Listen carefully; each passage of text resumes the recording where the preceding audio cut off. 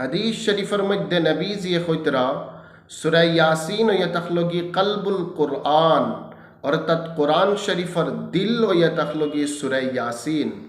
এই সূরা ইয়াসিনের 4টা ফজিলত আমি হাদিস তনে বয়ান করমু। এক, যে মঞ্চে সূরা ইয়াসিন দে তিলাওয়াত করব, নবীজি ফরমাইতরা এই মঞ্চর লাগি আল্লাহ পাকে দুনিয়া এবং আখিরাতর খৈর আর ভালাইরে আম করিয়ে দিলাইব। দো, কোনো মঞ্চে যদি সে তার কোনো মুসিবতরে সামনে রাখিয়া সূরা ইয়াসিনের তিলাওয়াত করে, আল্লাহ পাকে তারে মুসিবত তনে নাজাত দিবা।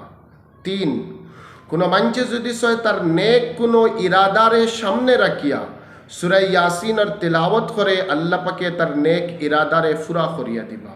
সাইড, নবীজি কইতরা তোমাতন মরনে ওয়ালার খান্দাত বইয়া সূরা ইয়াসিনের তিলাওয়াত করো, আল্লাহ পাকে সূরা ইয়াসিনের তিলাওয়াতর বরকতে এই মঞ্চের মৌতরে আসান করিয়া দিব। সুবহানাল্লাহ। এই সাইড ফজিলত আমি তাফসীরের কিতাব তনে বয়ান করছি। এই সাইড ফজিলতের উপরে আমরা আমল করতাম। আল্লাহ পাকে আমল করার তৌফিক দান করো। আল্লাহুম্মা আমিন।